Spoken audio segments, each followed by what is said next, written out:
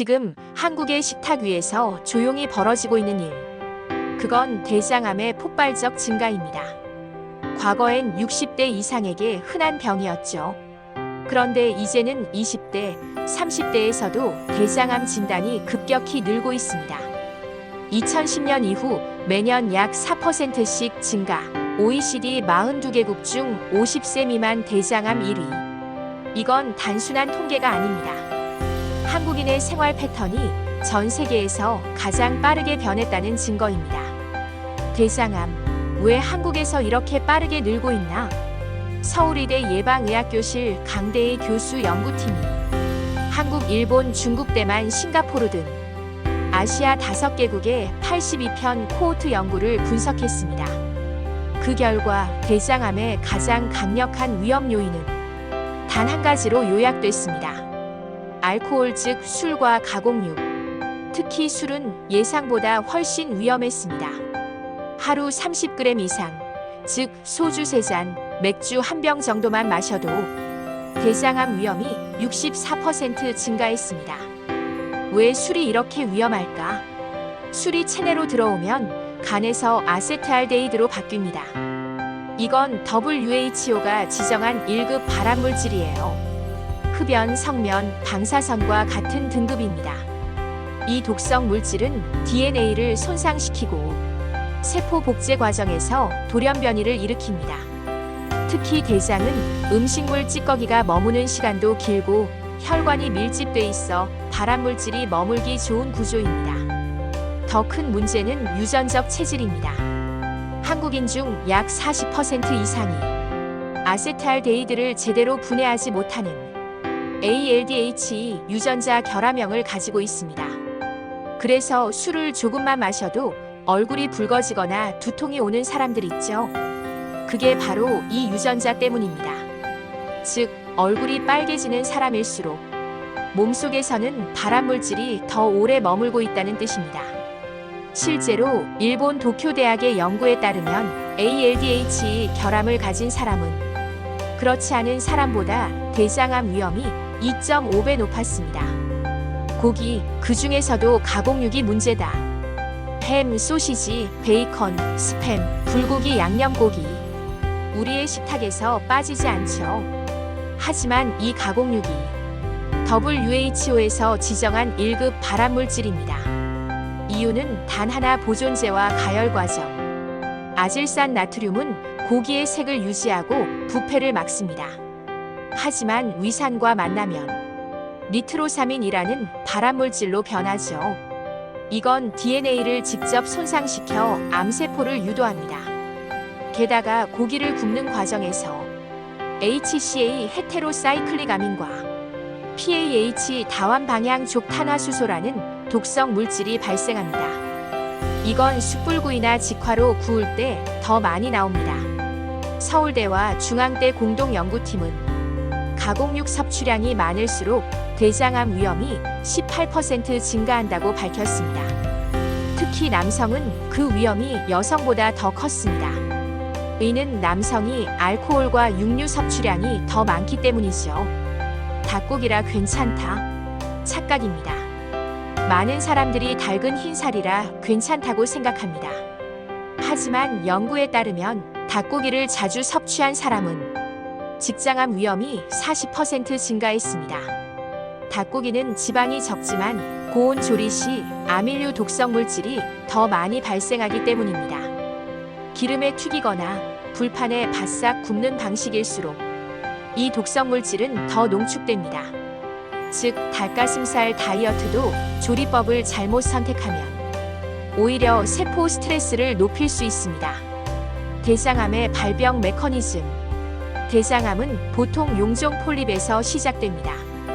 이건 대장 점막이 국소적으로 비정상적으로 자라난 것입니다. 초기엔 양성이지만 오랜 시간 염증이 반복되면 점막 세포의 DNA가 변형되며 암세포로 바뀌기 시작합니다. 선종에서 이형성으로, 그리고 암으로. 이 3단계를 거치는데 보통 7년에서 10년이 걸립니다. 즉, 지금의 식습관이 10년 뒤에 암을 만든다는 말입니다. 40대 직장인의 대장암. 서울 강남에 사는 42세 회사원 A씨. 평균 회식주 3회, 야식으로 삼겹살과 소주가 기본이었습니다. 어느 날부터 변이 가늘어지고 잔병감이 지속됐지만 대수롭지 않게 여겼죠.